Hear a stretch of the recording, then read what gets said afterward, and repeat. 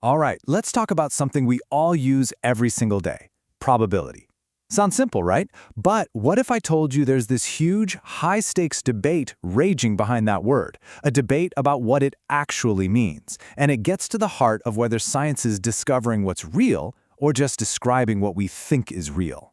I know, it sounds super dramatic, but seriously, what if a core idea in math, something we all just take for granted, was dangerous?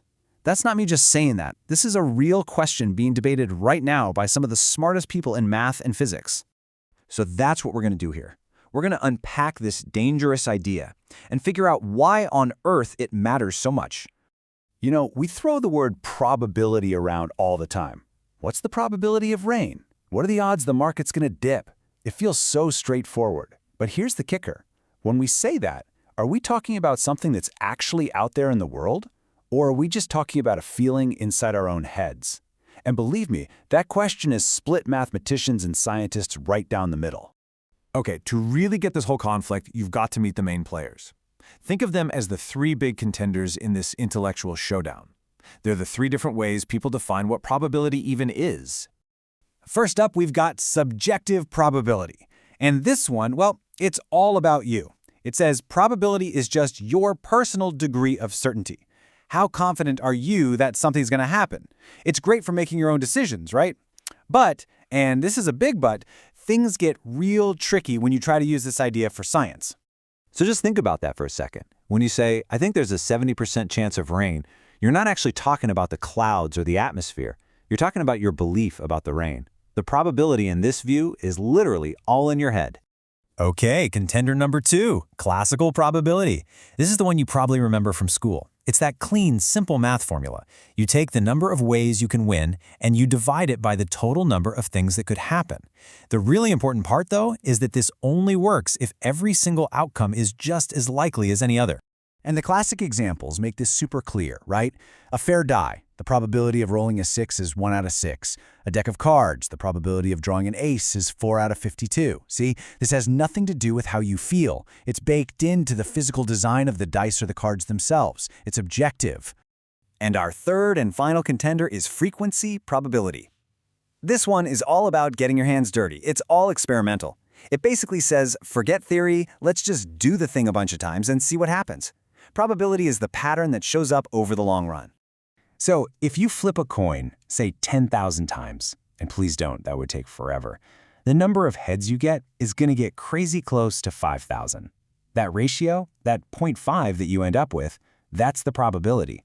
It's not a guess, it's not a feeling, it's based on what actually happened in the real world. All right, so there you have it. Probability as a belief, probability as a perfect mathematical ratio, and probability as a real-world frequency. But one of them, is seen as a major threat to the very foundations of science. And this is where we build the case against belief. And this right here, this is the absolute heart of the whole problem. Look, if probability is just a personal belief, well, then it's psychology, isn't it? But if it's a real feature of the world, then it's math. So the huge, fundamental question is probability about us, or is it about the universe? And that's why we get to this dangerous idea. The one we're talking about is subjective probability. Because the argument goes, if probability is just a feeling, then it's not an objective, measurable thing out there in the world anymore. It's just an opinion. So you might be thinking, okay, this is some nerdy philosophical debate. Why should I care? Well, here's why.